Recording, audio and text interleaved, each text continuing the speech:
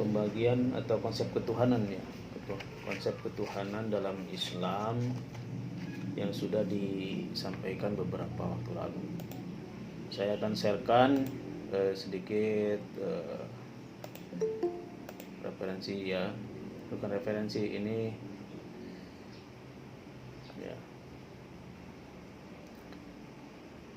Apa kelihatan? Kelihatan ya?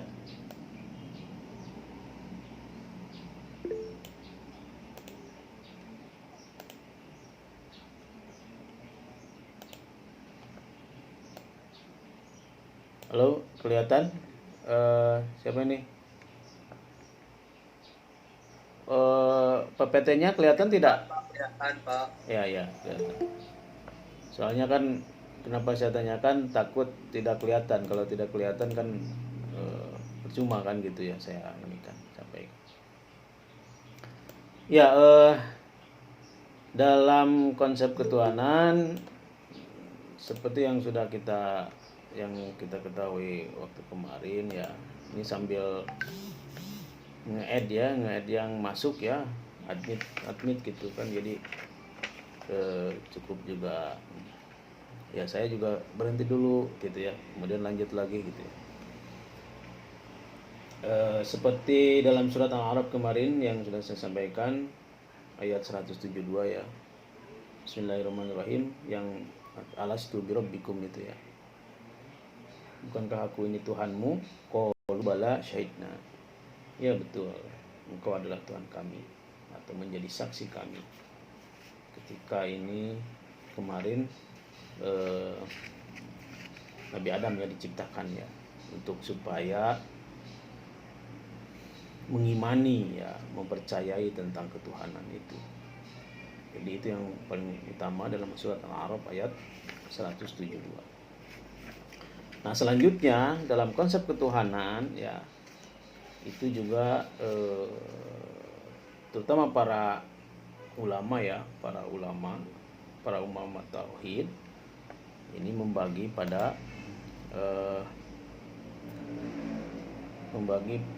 dua ya, pada dua, ini kebalik saya, pada dua konsepsi tentang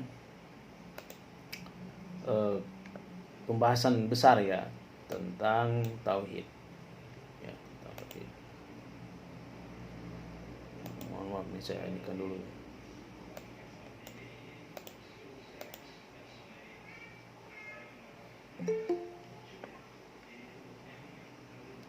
Ketika dibesarkan ada yang masuk ya, harus saya admit dulu gitu, jadi pada telat ini masuknya.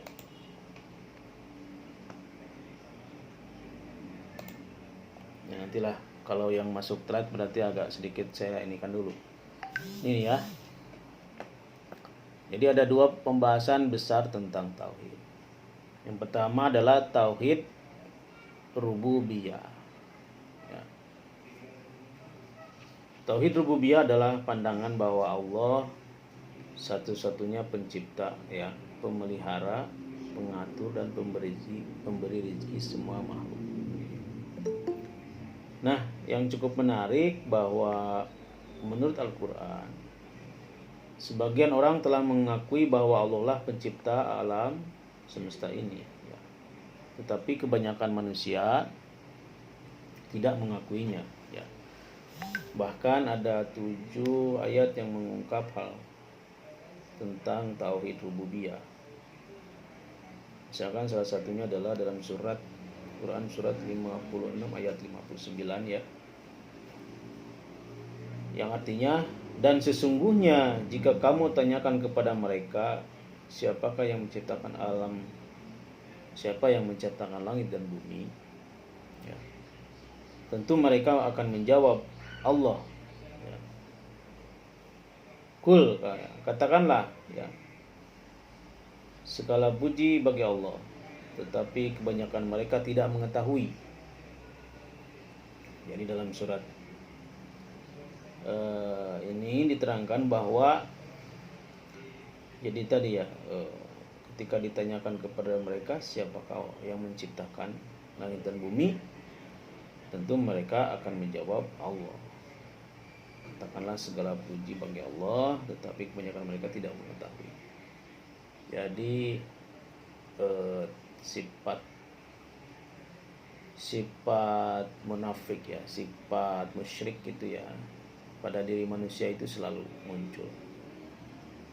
Dan ini sebetulnya satu sisi tidak mengakui ya, seperti tidak mengakui. Satu sisi dia mengimani, tapi satu sisi mereka banyak berpaling ya, mengingkari gitu ya.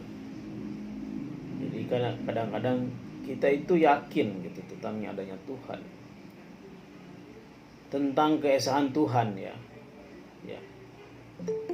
Alhamdulillahirabbil alamin kan ya, segala puji bagi Allah. Tetapi kebanyakan mereka itu tidak mengetahui gitu tentang keesaan Tuhan itu sendiri gitu. Nah, ini yang harus dihindari, sikap-sikap ini yang harus dihindari ya, yang kadang-kadang menjadi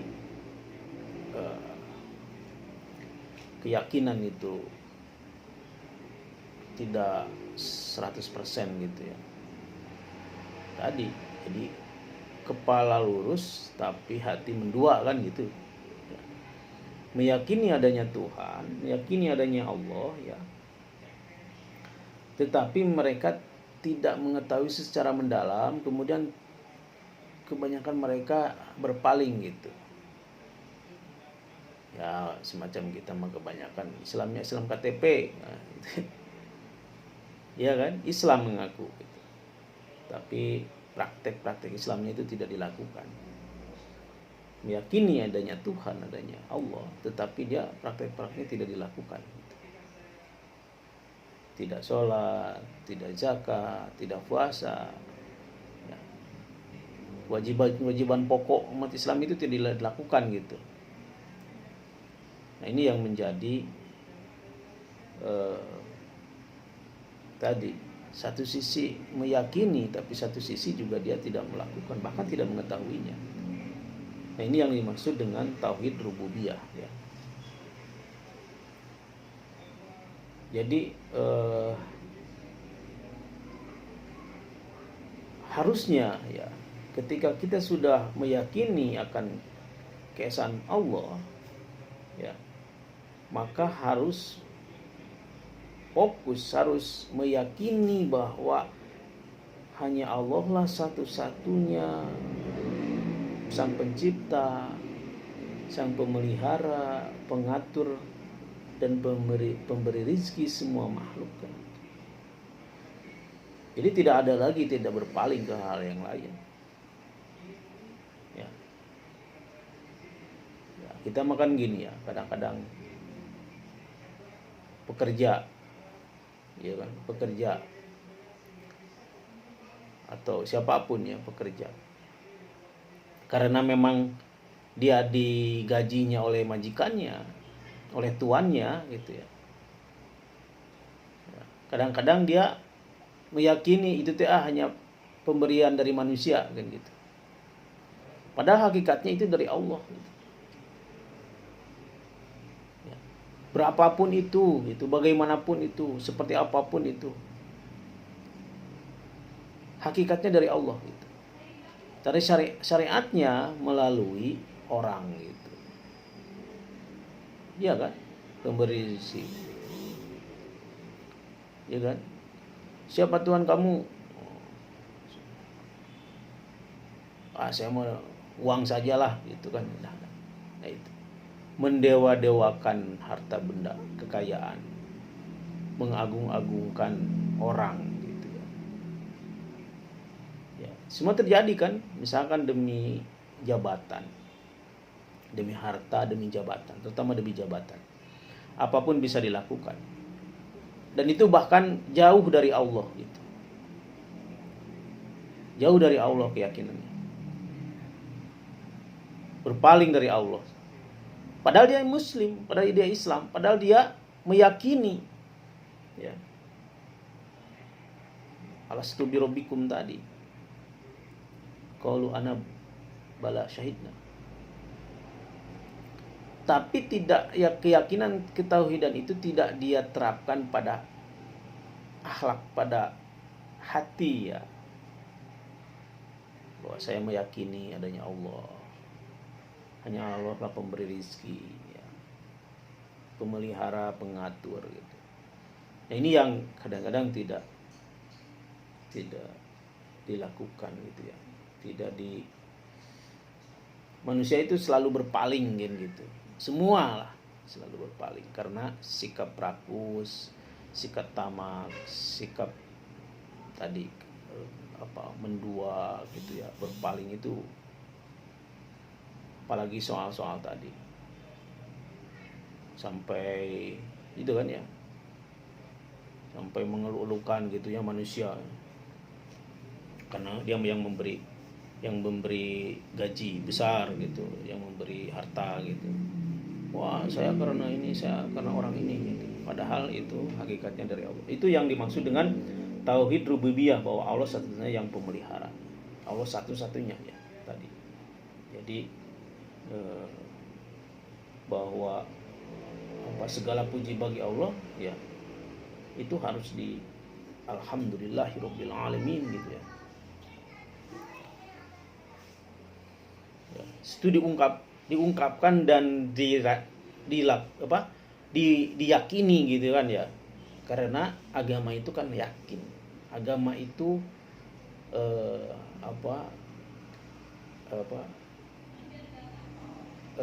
bil qalbu gitu ya, dalam hati, keyakinan gitu, bukan soal rasional atau tidak rasional, bukan berbicara soal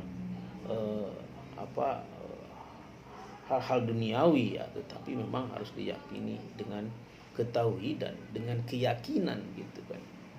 Itu ya soal agama itu, soal ketuhanan itu kan gitu.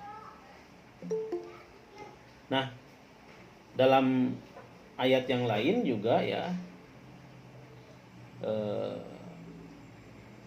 dalam maknanya ya, kamukah yang menciptakannya atau kamikah yang menciptakannya? Nah, Allah itu selalu ya menyampaikan itu ya, apakah kul ya, antau di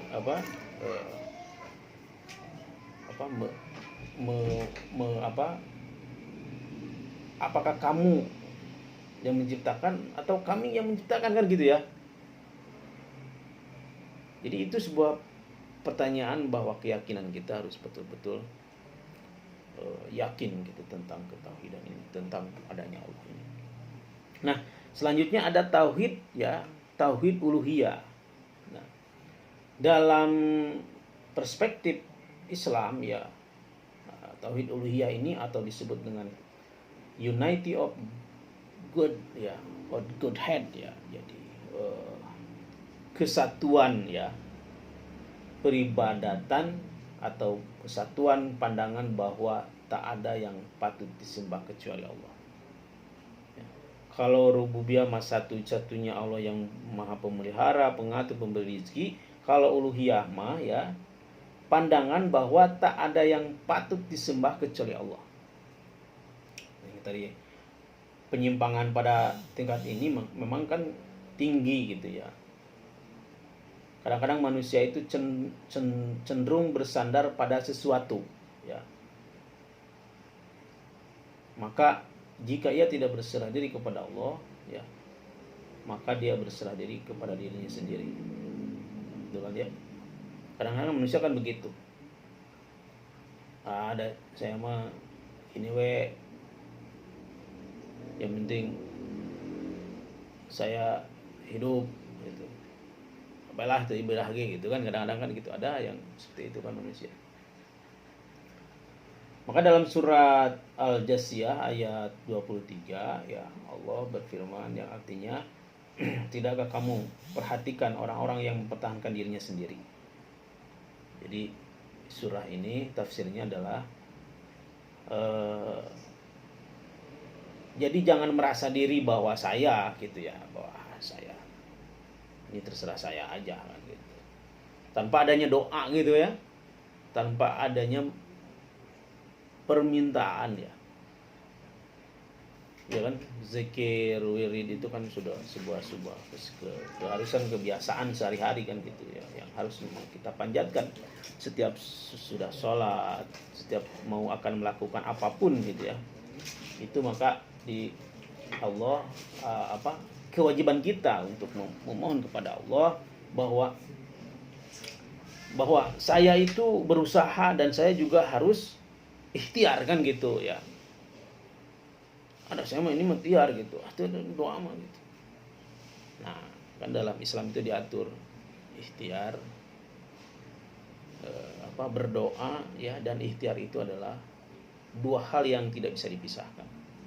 Kalau kita hanya berdoa saja, tadi kan dalam satu surah kan gitu ya, Allah itu menyuruh manusia bertebaran di muka bumi gitu ya. Bertebaranlah kalian di muka bumi. Tidak hanya untuk artinya untuk mencari rizki kan gitu ya. Dan ketika sudah waktu datangnya sholat, maka beribadahlah kepada Allah gitu, kepadaku kan gitu kan Allah. Jadi kita itu diperintahkan untuk mencari rizki gitu sebesar-besarnya, seluas-luasnya. Tapi setelah itu atau di sela-sela itu kita juga berdoa ketika saatnya kita harus berdoa kepada Allah kan gitu. Itu ya. Maka implikasi dari tauhid itu dari tauhid rububiyah dan tauhid uluhiyah ini, maka lahirlah pandangan kesatuan, tuntunan hidup maksudnya ini ya, tuntunan hidup. Ya tadi ketika kita sudah tauhid kita sudah kuat kepada Allah, meyakini tentang adanya Allah, meyakini bahwa segala yang ada di muka bumi ini adalah diciptakan oleh Allah, Maha pemelihara, Maha pengatur, Maha pemberi rizki semuanya ya. Ya. Kemudian bahwa tidak ada satupun yang patut disembah kecuali Allah. Nah, maka itu harus menjadi tuntunan hidup kita gitu dalam menjalankan selaku muslim kan. Itu ya. Nah, selanjutnya ada tingkatan sikap tauhid ya. Nah, ini ada sikap tauhid itu tingkatannya ada ya tauhid. Kenapa harus begitu?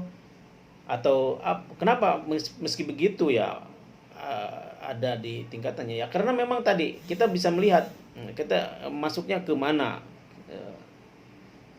posisi ini kita itu di mana adanya, apakah tadi ya. Maka ada di sini ada 5 kan ya, ada tingkatan tauhid itu, ada tingkatan ragu ya, taklid, ada tingkat mutabi, ada tingkat yakin, ada tingkat ainul yakin, ada tingkat hak al yakin gitu. Nah, yang dimaksud dengan tingkatan ragu itu taklid ya. Biasanya kan kita itu selalu ragu gitu ya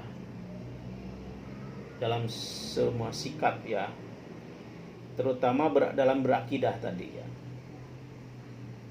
Jadi karena ikut-ikutan ya, tidak mempunyai pendirian sendiri. Kadang-kadang ya sama Islam itu turuti batur lah gitu ya, kalau usaha Sundanya kan gitu ya. Pokoknya saya mah taklid gitu. Ya artinya kalau kebanyakan di kita itu taklid ya. Tidak paham dalilnya, tidak paham sumbernya gitu ya. Ya jangan-jangan kita gitu kan gitu ya.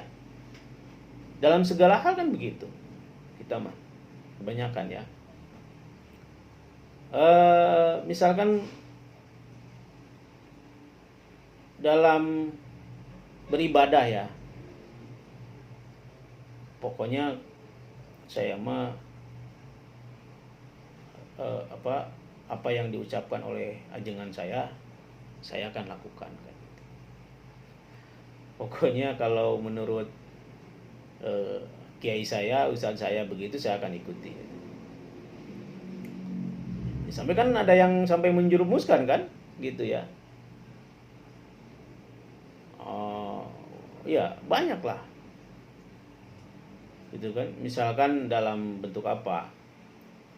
Dulu kan Medes siapa itu ya, yang apa mengumpulkan uang gitu ya untuk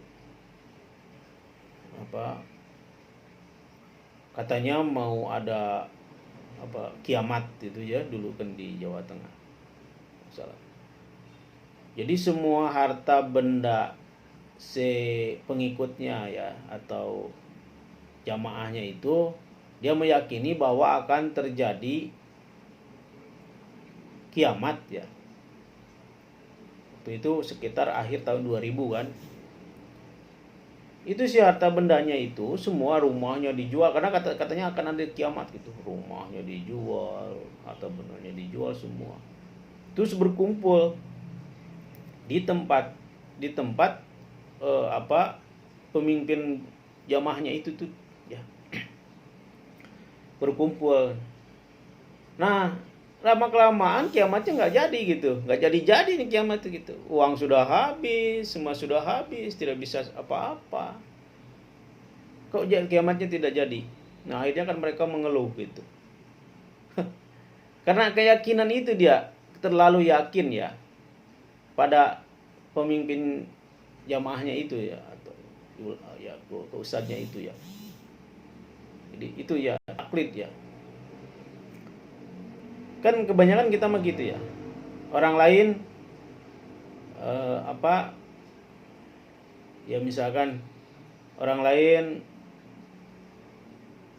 wudunya misalkan tidak pakai usap kepala, kita ikutan tidak usap kepala misalkan gitu ya. Orang lain tidak zakat, kita juga ikutan tidak zakat misalkan kan begitu. Atau orang lain tidak puasa, kita ikutan tidak puasa. Nah, jangan, justru keraguan ini harus dihilangkan ya. Semua itu harus berdasarkan dalilnya, berdasarkan dasar hukumnya. Tidak bisa kita mengarang-arang gitu ya, atau mengikuti orang lain kan gitu ya. Kalau di sini talfek tidak ada ya. Talfek itu lebih parah. Ya kalau kita kan ulamanya menganut pada 4 mazhab ya. Syafi'i, Hambali, Hanafi, Maliki kan gitu ya kita itu. Nah kadang-kadang kalau talfek itu kita kan ngikutin yang mudah-mudahnya aja lah. Misalkan wudunya nggak pakai kumur-kumur, nggak pakai bersihin hidung gitu ya. Pakai bersihin kuping gitu. Nah itu yang mudah-mudah. Kadang-kadang kita juga mengambil itu, kita mengambil aja yang mudah-mudah aja lah gitu ya. Talfek boleh ya, taklid itu boleh ketika memang itu dibutuhkan gitu. Nah misalkan ketika kita melaksanakan ibadah haji misalkan salah satunya ya, tawaf ya. Tawaf itu kan mengelilingi Ka'bah. Nah biasanya kan kalau yang ada sebagian di mazhab kita, terutama Imam Syafi'i, bahwa misalkan bersentuhan kulit antara laki-laki dan perempuan, bersentuhnya kulit laki-laki yang balik dan perempuan yang balik itu batal ya, bisa membatalkan ya wudu gitu. Nah ada Imam Maliki misalkan yang tidak membatalkan wudu asal tidak ada syahwat kan gitu. Nah maka itu misalkan kalau saya misalkan, ini saya juga dilakukan itu ya. Pokoknya saya mah ingin, nggak apa-apa saya karena kalau lagi tawaf sementara kita keluar dari lokasi tawaf itu ya, ketika menuju Ka'bah, maka kita akan susah lagi masuk, kemudian kita akan susah lagi ketemu istri gitu kalau istri ya. Maka ketika kita tuan kulit dengan istri kita, ya itu maka kita meyakini, saya meyakini bahwa saya menggunakan eh, apa eh, imam mazhab Maliki gitu ya. Jadi nggak apa-apa gitu, tapi itu dalam kondisi darurat gitu. Jangan sampai ketika tadi dia siapa yang ngambil yang gampang aja lah melaksanakan ibadah teh, yang nggak pakai kunutnya, yang ada kunutnya, atau yang pakai apa gitu ya. Banyak kan gitu ya pelaksanaan ibadah itu kan. Nah itu kan sebetulnya dalam praktek-praktek fikih itu kan sah-sah saja ya, karena kalau fikih itu kan ijtihad ya, para ulama kan dalam penafsirannya ya. Maka talfik itu tadi, taklid itu ya, contoh taklid itu ada hal-hal yang diperbolehkan untuk bertaklid, tapi dalam hal-hal yang memang kita meyakini bahwa hal itu bisa merusak atau bisa mengganggu aktivitas ibadah kita. Nah, tapi kalau misalkan taklid ya, taklid yang terlalu berlebihan ya, atau tadi ikut-ikutan orang gitu ya tanpa dasar hukumnya kan ya salah ya. Maka kita itu segala sesuatu itu harus sesuai dengan dasar hukumnya kan gitu. Ya. Melaksanakan sholat kan ya, waqimis sholah lizikri gitu kan. Kita tahu bahwa sholat itu memang untuk mengingat Allah, sholat itu untuk menghadap Sang Pencipta kan gitu. Semua aktivitas dasar hukum melaksanakan puasa, dasar hukum melaksanakan zakat, dasar hukum melaksanakan ibadah haji gitu ya, dasar hukum melaksanakan puasa dan sebagainya itu harus tahu ya. Jadi tidak usah ikut-ikutan pada orang lain yang memang tidak tahu dasar hukum tadi. Nah, saya mau ikut-ikutan orang berkumpul, kemudian pokoknya apa yang dilakukan dia sama akan ikut gitu ya, ikut aja gitu kelompok itu kan. Nah, nggak boleh begitu ya. Oh ini mah organisasi ormasnya begini, oh ini mah katanya bagus ya, tapi tanpa kita sadari bahwa misalkan justru ormas itu misalkan menyimpang kan gitu. Jadi kita tuh harus tahu dulu gitu ya, kalau ikut sesuatu itu kita harus tahu dulu dasar hukumnya apa supaya tidak taklid tadi gitu ya. Nah yang kedua, tingkatan sikap tauhid itu adalah mutabi ya. Jadi orang yang berakidah pada mulanya ikut-ikutan pada orang lain, tetapi kemudian dia mencari tahu dari apa yang diikutinya gitu. Nah, ini mungkin sudah lebih dekat ya, atau sudah lebih paham sebetulnya dia ya. Dia awalnya hanya ikut-ikutan saja, saya mau ikut pengajian kelompoknya ini, saya mengikuti pengajian kelompoknya ini. Nah tetapi apa sih isinya itu, nah itu bagus ya setelah kita masuk misalkan ternyata oh ini tuh ajarannya begini, oh ini tuh menggunakan imamnya imam ini gitu kan ya misalkan. Nah, itu Anda boleh mutabi, tapi ketika kita sudah tahu oh ternyata ini bagus ya lakukan gitu ya. Kalau memang ini tidak bagus ya maka tinggalkan kan gitu. Nah itu dah jadi ya tadi dalam keesaan Tuhan juga ya, dalam ketauhidan juga begitu. Jangan mutabi itu jadi justru bagusnya untuk mengetahui lebih dalam sebetulnya kan gitu. Tapi ya. Kemudian yang ketiga adalah ke tingkat yakin ya, ainul yakin gitu ya. Oh ya enggak, ada tingkat yakin, nanti ada tingkat ainul yakin. Nah tingkat yakin ini adalah yaitu orang yang berakidah ya, tidak ikut-ikutan semata, melainkan sudah diawali dengan ilmunya dan dapat dibuktikan dengan ilmu tersebut. Nah ini yakin itu kita itu meyakini dengan adanya ketuhanan, meyakini dengan adanya seluruh penciptaan Tuhan, dengan semua aktivitas kemanusiaan itu berdasarkan dengan hakikatnya Tuhan. dan dia tahu itu dasar hukumnya gitu. Dan dia tahu bahwa ilmunya gitu, maka bisa dibuktikan dengan ilmu itu kan. Jadi hadis kan mengatakan ilmu bila amal kasajaru bila syafrah kan gitu ya. Jadi kita tahulah ilmunya itu dari seseorang yang memang jika diamalkan ilmunya itu maka akan bermanfaat bagi orang lain. Artinya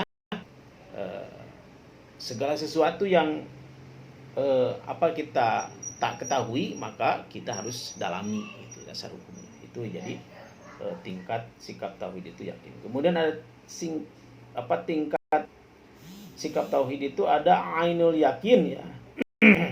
Ain al yakin. Jadi di samping beriman karena ilmu yang diperolehnya juga dapat membuktikan langsung ya atau madul ya dengan data atau bukti dengan dalil. Jadi ini lebih kuat lagi ya.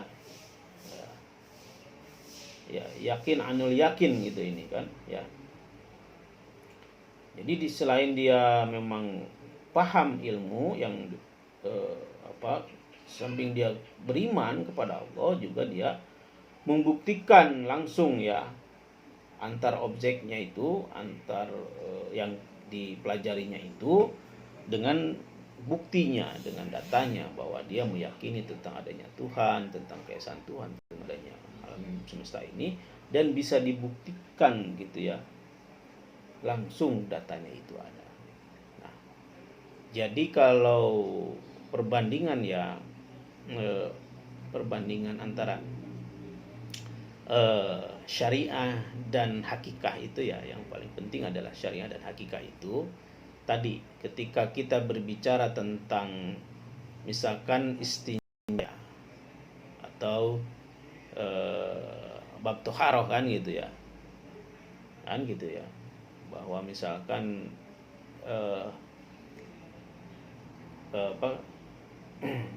bisa dibuktikan bahwa jika kita menggosok gigi ya bahwa itu misalkan akan membuat kita sehat. Jika kita menggunakan siwak misalkan sikat gigi siwak misalkan karena Rasulullah sunnahnya kan Rasulullah itu menggunakan siwak untuk membersihkan gigi maka gigi akan sehat karena siwak itu mengandung zat-zat pembunuh ya virus di dalam mulut gitu. Nah itu secara dalil bisa dibuktikan ya. Kemudian fakta kesehatan kedokteran juga bisa dibuktikan. Nah itu ainul yakin gitu ya. Jadi bahwa segala sesuatu itu bisa kita buktikan kan gitu buktinya kan gitu ya. Tadi aqimis shalah lizikri itu misalkan sholatlah kamu untuk mengingatku. Itu bisa dibuktikan dengan sholatnya gitu. Nah itu ya. Jadi ilmu ya dengan prakteknya itu bisa kita langsung buktikan kan gitu. Nah, Allah menciptakan bumi ya dan langit segala isinya. Maka kita buktikan adanya bumi, adanya langit dan adanya manusia kan gitu, ciptaannya kan gitu. Nah, di dalam Al-Qur'an kan gitu ya, sama wal adli. Allah menciptakan inna khalaqnakum minal jinni wal insi illa liya'budun kan gitu ya. Tidaklah aku ciptakan jin dan manusia kecuali untuk menyembahku. Manusia dibuat, jin dibuat gitu. Dan itu bisa dibuktikan gitu dengan ilmu itu, dengan Al-Qur'an itu kita bisa buktikan faktanya. Nah, itu tauhid, sikap tauhid anul yakin bahwa ciptaan Allah bisa dibuktikan. Kemudian ada yang kelima yaitu ini tingkat hak al yakin. Hakul yakin gitu. Kalau tadi ainul yakin, sekarang hakul yakin, yaitu beriman dengan ilmu dan pembuktian yang rasional ya, juga dapat merasakan dengan pengalaman-pengalaman keagamaan gitu. Jadi ini lebih yakin lagi gitu ya. Sikap tauhid kita itu lebih yakin lagi ya. ilmu dan buktinya yang rasional ya, antara syariah dan hakikiyah, kemudian ditambah lagi dengan pengalaman-pengalaman keagamaan. Jadi kita itu meyakini adanya Tuhan dengan hati dan bisa dibuktikan dengan adanya alam semesta dengan tadabbur, tasakur ya, tafakur. Nah, ini tadaburnya ada, tasyakurnya ada ya, tadaburnya ada ya, tafakurnya ada. Nah, tafakur ini yang menafakuri tentang adanya alam semesta ini, adanya penciptaan Allah gitu, meyakini, hakul yakin gitu ya. Ya. Bahwa pembuktian ilmu rasional dan pengalaman keagamaan itu tadi dengan kita mengimaninya dengan melaksanakan sholat, zakat, itu 3 hal tadi ya. Pembuktian ilmu ya, kemudian bisa merasakan dan juga dilakukan ibadahnya. Nah, gitu. Jadi ketauhidan yang paling tinggi itu kan bukan hanya dalam tadi perspektif dalam hanya bertafakur saja, tidak. Tapi kita harus menyandingkan ketiga tadi ya. Tadabbur, tafakur, tasakurnya itu yang harus kita gabungkan semuanya kan gitu. Nah, itu pada tingkat tauhid ainul yakin. Pada tingkatan tauhid hakul yakin ya. Hakul yakin. Ini kemudian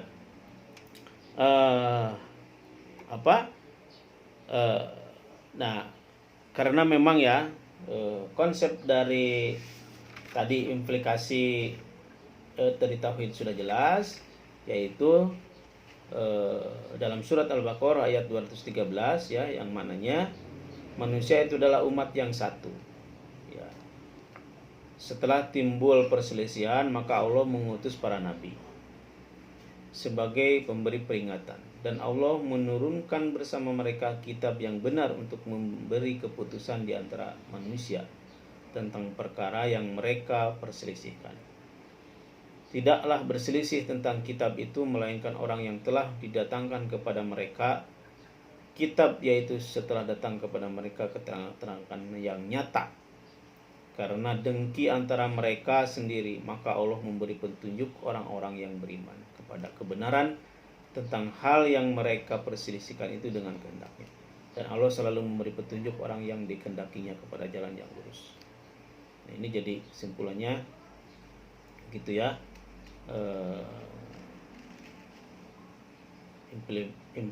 Implikasi ketiga dari sikap tadi, sikap tauhid adalah lahirnya pandangan kesatuan alam semesta, unity of the world universe gitu ya, dalam bahasa Inggris gitu ya.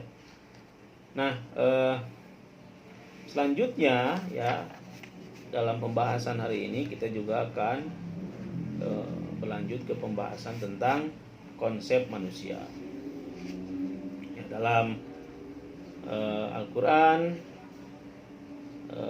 terutama dalam banyak ya tentang ada dalam surat 76 ya, ayat 1 sampai 2 ya.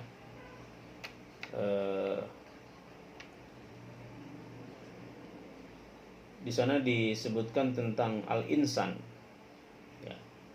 Jadi nama-nama lain dari manusia itu satu al-insan ya, yaitu manusia ditinjau dari makhluk ya yang mempunyai fungsi jasmani sekaligus rohani. Kemudian nama-nama lain dalam manusia dalam Al-Quran itu ada al-bashar ya, al-bashar, al-insanu mahalul khata wan nisyan. Manusia itu tidak lupa dari kesalahan dan kehilafan gitu ya. Tapi manusia itu memiliki jasmani dan rohani yang total gitu ya. dalam dalam Al-Qur'an ya. Nah, yang ketiga ada sebutan manusia dalam Al-Qur'an itu Bani Adam. Ya, jadi keturunan dari tadi Bani Adam. Kemudian dalam Al-Qur'an juga manusia itu Anas ya. Itu udah kebanyakannya Anas.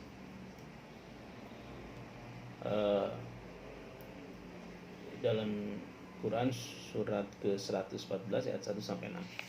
Nah, pandangan ilmuwan ya tentang konsep manusia itu ini bisa dilihat ada menurut Ibnu Sina ya, katanya berpendapat bahwa sebenarnya telah diketahui bahwa manusia itu berbeda dengan hewan manapun. Binatang tidak bisa hidup dengan cara yang baik. Binatang hidup sendirian mengurus segala keperluan ya, tanpa ada teman bersekutu yang membantu segala kebutuhannya. Jadi kata Ibnu Sina ya, Avicenna ini ya, yang orang barat mengatakan Avicenna itu, katanya bahwa ya tentunya manusia berbeda dengan hewan manapun. Ya karena manusia diberi akal gitu ya, tentunya berbeda dengan hewan manapun. Nah, menurut Ibnu Sina itu begitu. Kenapa dia bisa menciptakan konsep-konsep organ-organ ya. Dia itu Ibnu Sina itu kan dalam buku menulis buku ya. Itu bukunya tentang medicine ya, atau dalam bahasa Arabnya ashifa ya, ashifa itu medicine ya. Itu medicine itu kitab Ibnu Sina diterangkan salah satunya itu bahwa manusia itu dari kerangka tubuhnya saja ya, dari fungsi-fungsi bagian-bagian tubuhnya itu sangat komplit sekali. Jadi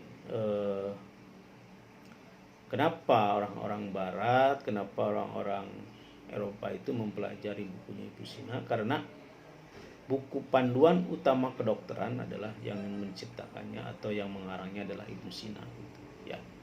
Termasuk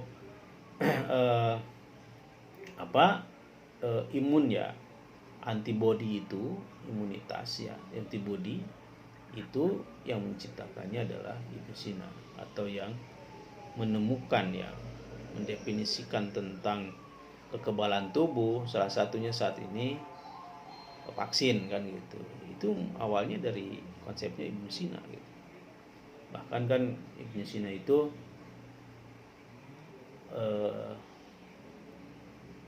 saking bukunya menjadi rujukan itu dialih bahasakan ke dalam beberapa bahasa ya, Ibrani ya, bahasa Arab ya, bahasa Persia itu ya, kemudian bahasa Yunani gitu tulisannya itu ya, Jerman, semua itu menggunakan medicine. Jadi kenapa sampai Ibnu Sina bisa mendefinisikan manusia itu bahwa manusia diketahui berbeda dengan hewan manapun ya. Jadi dalam otak manusia itu diciptakan beberapa bagian ya. Kalau binatang mungkin otaknya juga tadi hanya untuk insting saja kan ya. Insting itu kan hanya bawaan hidup gitu ya. Misalkan kalau kucing pasti tahu anaknya kan, itu insting kan, anaknya gitu. Tapi hanya itu saja kan, menyusui gitu kan, itu hanya saja kan, tidak bisa mendidik gitu kan, tidak bisa memberikan pelajaran yang lain kan gitu ya. Dia setelah besar ya hidup sendiri akhirnya kan gitu, tidak bisa hanya mengandalkan ibunya atau hewan yang lain kan. Kalau hewan begitu, tapi kalau manusia semakin dewasa itu semakin berpikir, kemudian dia bisa hidup lebih mandiri, bisa lebih hebat gitu ya, menciptakan hal-hal yang tidak bisa dilakukan oleh hewan apapun ya. Jadi hewan yang paling mulia kan ya Allah ciptakan adalah manusia kan gitu. Nah, tetapi kadang-kadang kemuliaan ini digunakan oleh manusia itu sendiri untuk menghancurkan gitu ya manusia lain, untuk menghancurkan alam semesta, bahkan hewan pun dibunuh kan gitu.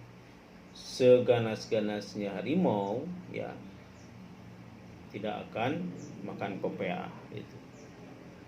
Artinya seganas-ganas harimau itu tidak akan makan anaknya kan gitu ya. Tapi kalau seganas-ganasnya manusia semua gitu dihancurkan kan. Hewan seganas apapun oleh manusia mah dibunuh bisa kan gitu. Setinggi apapun gedung dibuat manusia makan gitu. Itu ya. Sejauh apapun kan manusia mah dikejar kan gitu. Itu ya, karena memang tadi berbeda ya dengan makhluk lain. Ya kan? Tetapi kan ada aturan-aturan di kita itu kan, manusia itu diatur ya. Makanya ada teori-teori Emil Durkheim misalkannya dalam teori-teori sosiologi ya. Nanti ada di sini di bawah di sosiologi ya. Bagaimana manusia itu sebagai makhluk yang berkelompok gitu kan ya, karena saking tadi memiliki pengetahuan, manusia itu kan berkelompok, membuat satu kesatuan, kemudian membuat pemerintahan gitu kan ya, manusia itu gitu kan gitu ya. Jadi bertukar barang, akhirnya kan ekonomi masuknya kan gitu ya, kemudian berinteraktif ya, dialektis gitu ya, berdiskusi, membuat sesuatu yang lebih bagus gitu kan, itu manusia itu. Jadi konsep manusia itu. Kemudian ada pengertian konsep manusia menurut Syekh Nuruddin Ar-Raniri kan gitu ya. Syekh Nuruddin Ar-Raniri ini orang Aceh ini ya. Ar-Raniri ya. Jadi kalau melihat sejarah perkembangan Islam di Indonesia ya, itu mulai perkembangannya itu sebetulnya bukan dari Demak. Bukan kalau konsep munculnya Islam itu dari Demak, dari Samudra Pasai ya. Ya gitu ya. Padahal ada sejarah juga yang dari Aceh turun ke bawah ke Sumatera Barat itu. Kenapa Aceh disebut Serambi Mekah? Kenapa Islamnya Aceh lebih kuat gitu? Karena memang penyebaran Islam awal itu ya, itu dari Aceh itu terus ke bawah gitu. Jadi ulama-ulamanya itu pada hebat-hebat gitu ya. Nah, kalau di Jawa kan masuk ke Jawa itu oleh Wali Songo kan. Itu Wali Songo kemana dan sebagainya itu. Tetapi tuntutannya atau ulama-ulama asalnya itu dari Aceh itu sampai ke Jawa gitu. Jadi itu ya sejarah Islamnya. Nah, kata Syekh Nuruddin Ar-Raniri ini bahwa berpendapat bahwa manusia adalah makhluk Tuhan yang paling sempurna di dunia ini. Jadi Tuhan menciptakan manusia itu sesuai dengan surah Tuhan gitu ya. Dengan yang terbaik gitu ya. Tujuannya ya agar manusia dapat berperan sebagai khalifah ya. Khalifatul fil ardi gitu ya, berperan sebagai khalifah, sebagai pemimpin, baik itu pemimpin di kelompoknya, baik pun pemimpin di dunia atau pemimpin di segala hal, termasuk di keluarga kan gitu ya. Sebab tanpa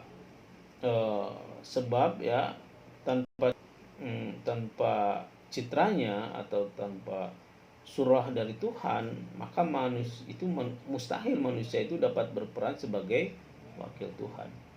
Selain menjandang peran sebagai khalifah, manusia juga sebagai tempat tajalli ya,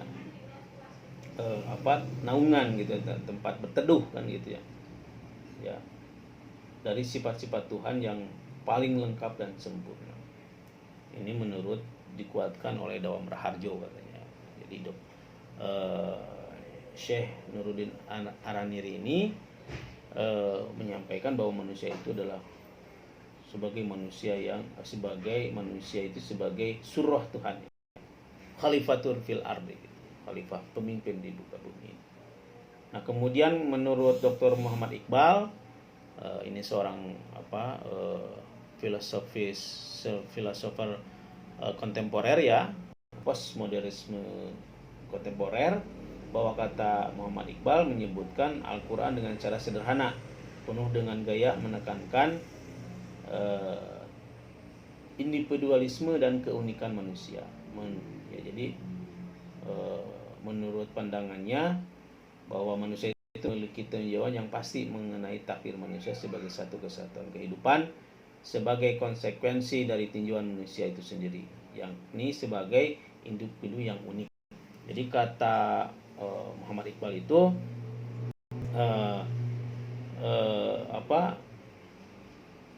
menekankan individualisme ya dan keunikan manusia gitu ya. Jadi manusia itu unik gitu katanya gitu, memiliki keunikan gitu manusia itu ya, kata Muhammad Iqbal. Kemudian ada kata Mutazili ya, kata Mutazili bahwa berpendapat bahwa makhluk yang mempunyai dua tabiat atau nature ya. Jadi manusia itu adalah makhluk yang mempunyai dua tabiat atau nature ya, berupa sifat yang baik dan terpuji, atau sifat-sifat buruk yang atau tercela. Jadi kata Mutazili ini, manusia itu memiliki sifat baik juga memiliki sifat buruk gitu ya. Nah, kemudian ada kata murtado ya, mutahari, mutahari, bahwa berpendapat manusia itu pada dasarnya hewan yang memiliki banyak sifat yang serupa dengan makhluk lainnya. Ya. Jadi, manusia itu sebetulnya ya bagian dari makhluk hidup gitu ya,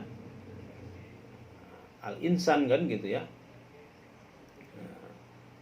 Memiliki banyak sifat yang serupa dengan makhluk lainnya, tetapi ada seperangkat tingkat perbedaan antara manusia dengan jenis lainnya, yang mana manusia itu memiliki ciri khas ya yang tidak sama ya, atau yang tidak ini itu ya. Jadi manusia itu dianugerahi keunggulan atau kelebihan oleh Allah gitu ya. Itu manusia.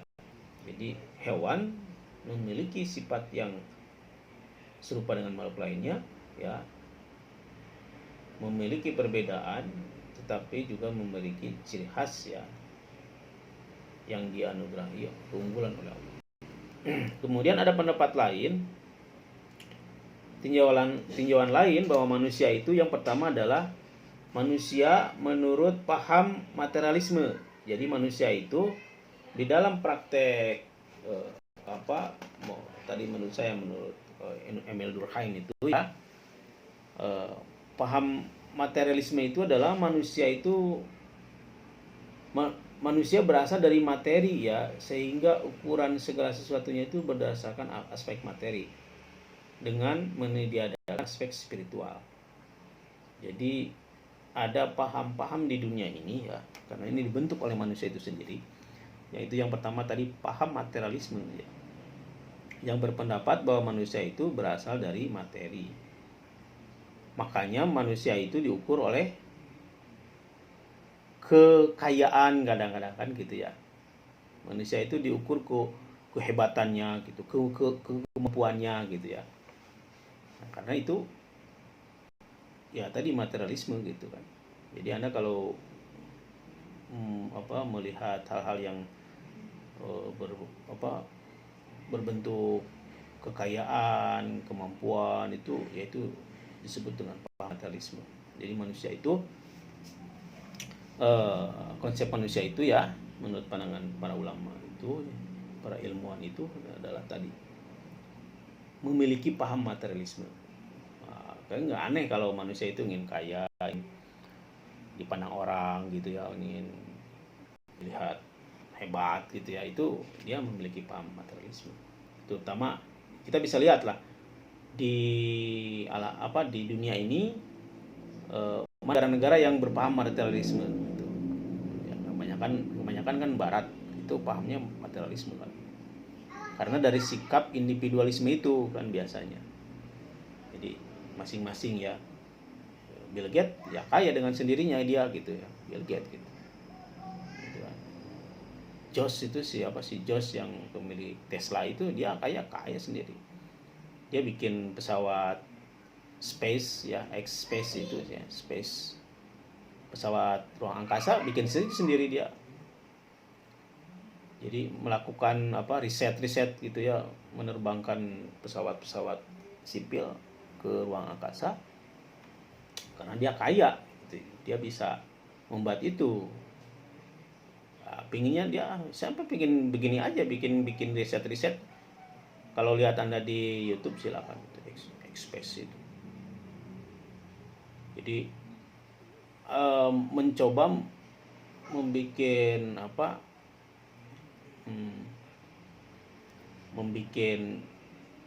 penelitian sains ya, supaya pesawat besar itu bisa diterbangkan ke ruang angkasa dengan tidak rusak ya ketika memasuki atmosfer bumi. Tapi akhirnya kan jatuh lagi gitu. Tapi dia nggak pernah rugi gitu ya, karena materialismenya tinggi, kekayaannya mungkin lebih.